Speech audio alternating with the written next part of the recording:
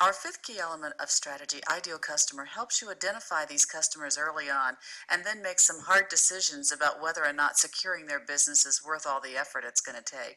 It also helps you to identify your potential best customers, the ones who are asking to be partners in a win-win relationship, and to give them the special attention that they deserve. Why don't you start off, Steve, by defining what we mean by ideal customer? First of all, there probably is no such thing as an ideal customer. But we can set some criteria that would describe or define what an ideal customer would look like if there really was one.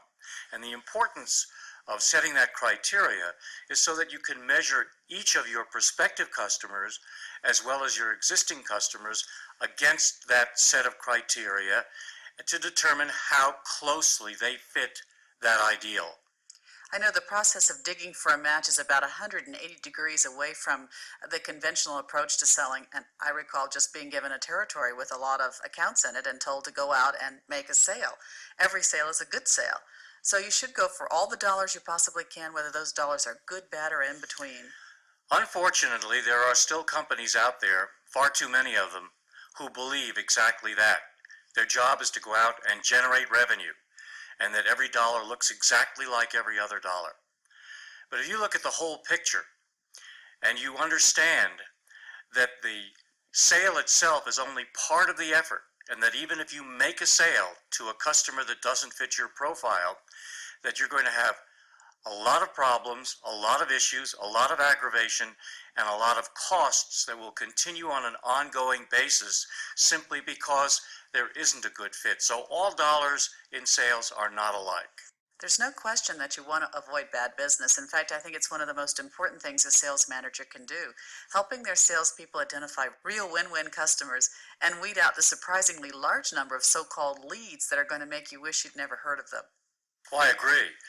And I think this is a difficult job because there are still quotas out there. And the responsibility of producing a certain revenue level is put right up against this may be good or may be bad business. And by the way, it isn't quite that simple. It's not good business and bad business. Like everything else, it's a question of degree. There's absolutely horrible business, and there's excellent business. And to me, the way that you kind of look at and compare the differences is that it's fun and enjoyable to work with someone or an organization that closely fits that ideal customer profile. And where they don't fit at all or barely fit, those are the people that you dread getting up in the morning and going to see, that you know no matter what you do, it won't be good enough.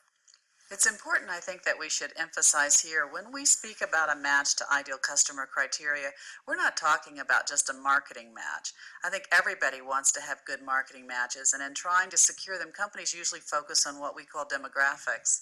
They're the measurable, objective characteristics that define a really good prospect, things like the size of the target audience and good credit. These measures are important, but they're not enough. To get a really good match, you also have to focus on what we call psychographic, and that's a little more complicated. What do we mean by psychographics? Psychographics is a term that I think the psychology profession uses, and we kind of usurped it for our purposes here. And it is really important because it's the non-quantifiable aspects of what makes a good fit between companies. It's the attitudes and the values of the people who are in decision-making roles in your customer or prospective customer organization. It's the way they treat their people. It's the way in which they behave as an organization as compared to the way your organization behaves. And if your attitudes and values are similar, there tends to be a good fit. And if they're not so close, there tend to be problems. I think everyone understands what demographics are. Could you give me some examples of psychographics? One psychographic value might be an attitude toward loyalty. A particular organization might always look for the best price, the quickest delivery, change suppliers at the drop of a hat. Another organization wants to develop long-term business relationships and alliances. They're loyal to their customers, loyal to their suppliers. Now, look at your own organization and which way do you go? And if loyalty, for example, is an important criterion in doing business with you, then you would certainly want the companies that you do business with to have an attitude toward loyalty that's similar to yours. We're really talking about a kind of cultural match. Companies like ours, who enjoy solid business relationships over time, do that because they concentrate on developing customers who share their basic business philosophies. We measure that kind of match with psychographics. The better the psychographic match, the more likely you are to develop long-term win-win relationship with a customer. The poorer the match, the less likely that is, and the more problems you're likely to have. Does that mean you should give up on these poor fits? Not necessarily.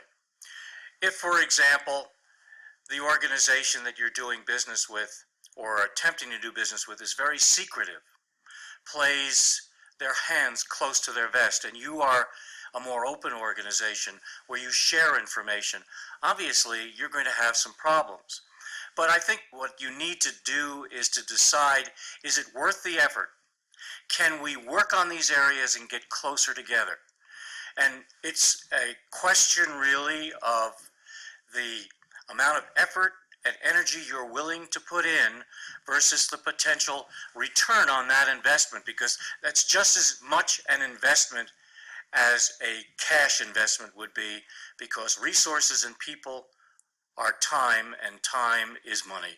I know some sales managers have actually been concerned about the ideal customer profile, thinking that it might give their salespeople a cop-out to use in avoiding difficult sales. I think what you need to do when you look at your ideal customer profile and see how well the company that you plan on working with fits that profile, you have a couple of choices. One is, if the fit is really a poor one, to make a judgment call that's not a cop-out, that maybe this is not the best place to spend your time. On the other hand, where there's some areas of good fit and some areas of not so good fit, by identifying the areas of not so good fit and putting red flags against them, you can say, honestly, there will be problems in those areas. What are the actions we can take to minimize the impact of those problems? And if you can take actions that will minimize that impact sufficiently, then it probably will be a business relationship that will turn out okay. I think it would be a good time now, Steve, if we explained how one goes about creating an ideal customer profile. I know in our strategic selling programs, the participants construct their own ideal customer profiles in an hour-long workshop. And of course, this audio format doesn't lend itself to that kind of detail, but we can give our listeners a general idea of how to go about constructing it. The workshop exercise that we do in the program is one that asks our participants to think about the best customer that they have, or the best few customers, and then to ask themselves, what are the characteristics that describe these customers? What makes them the best as compared to all the rest of their customers? And we get the participants to write down those things that make these customers different. And then we ask them to stop for a moment and take a look at the customers that are their worst customers, the ones that they dread doing business with. And we ask them to think about the characteristics that make them the worst. What is it about them that makes them poor customers? And we kind of take a look at the characteristics of the best and kind of the opposite of the characteristics of the poorest or worst, and look through that list of criteria and develop an ideal customer profile out of that list. Then once we have the profile, we can measure a prospect's rating according to that profile. Do they actually play win-win, or are they not so good at that? And then based upon the rating, we can determine an action plan. Is that how it works? Exactly how it works. Steve and I have just discussed the concept of winning, and we've shown you how that concept can actually help you get a better handle on the fourth and fifth key elements of strategic selling. That is, win results and ideal customer. We've emphasized that although companies may want your results, only individual buying influences can win, and that you therefore have to address their personal needs as well as the corporate needs of their organizations. We've also shown how the use of an ideal customer profile can help you identify which customers are and which customers are not likely to give you the kind of business that you want. One extra benefit of using an ideal customer profile is that it enables you to thin out your territory, or what we call the universe of potential prospects and clients, so that the opportunities that remain are both real and manageable. In order to manage these opportunities well, you need a final key element of the strategy, the territory management tool that we call the sales funnel. As you'll see